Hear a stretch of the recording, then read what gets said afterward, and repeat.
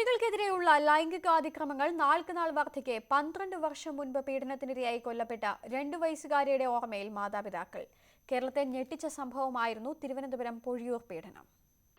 കുട്ടികൾക്കെതിരെയുള്ള ലൈംഗികാതിക്രമങ്ങൾ ഇത്രയധികം ചർച്ച ചെയ്യപ്പെടും മുൻപ് ഒരുപക്ഷെ സമീപകാല ചരിത്രത്തിൽ സാംസ്കാരിക കേരളത്തെ ഞെട്ടിച്ച ആദ്യ ബാലപീഡനവും കൊലപാതകവും പൊഴിയൂർ ഇന്നും വേദനയോടെ ഓർക്കുന്നു.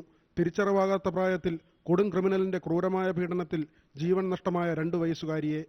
രാത്രി അമ്മയോടൊപ്പം ചെറ്റക്കുടിൽ ഉറങ്ങുകയായിരുന്ന കുഞ്ഞിനെ 9ലധികം കേസുകളിൽ പ്രതിയായ പൂന്തറ സ്വദേശി സെബാസ്റ്റ്യൻ പള്ളിവളപ്പിലേക്ക് കൊണ്ടുപോയി പീഡിപ്പിക്കുകയായിരുന്നു.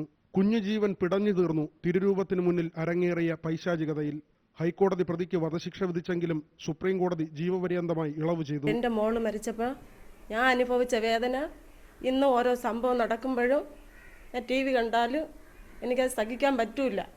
കാരണം ഞാൻ ഒരുപാട് വേദന അനുഭവിച്ചവളാണ്. അതുപോലെ ഈ ഓരോ സംഭവം നടക്കുമ്പോഴും അതെനിക്ക് താങ്ങാനുള്ള ശക്തിയും ഇല്ല. ക്രൂരകൃത്യം ചെയ്യുന്ന എല്ലാ വ്യക്തികളെയും കൊല്ലണം. അവന്മാരെ ഇനി അങ്ങനെ ജയിലിൽ അടച്ചോ, അവന്മാരെ ഇനി പുറത്തിറക്കാൻ ആൾക്കാരുണ്ടാവും. ഇത് പാടില്ല. പൊഴിയൂർ സംഭവത്തിന് മുൻപും സെബാസ്റ്റ്യൻ കുട്ടികളെ ലൈംഗികമായി പീഡിപ്പിച്ചിരുന്നതായി ചോദ്യം ചെയ്യലിൽ വ്യക്തമായിരുന്നു.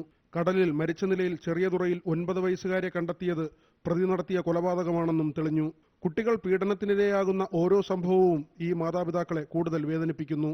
ഈ ചെയ്യുന്ന പീഡനങ്ങളെ ചെയ്യുന്നവരെ വേണ്ട രീതിയിൽ ശിക്ഷകൾ കൊടുത്ത് അവരെ വേണ്ട രീതിയിലുള്ള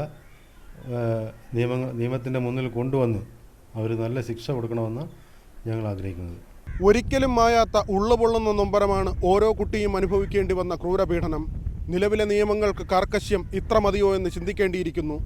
കുട്ടികൾക്കെതിരെയുള്ള അതിക്രമം ഇല്ലാതാവുക തന്നെ വേണം. VV Vinod, News 18, Thiruvananthapuram.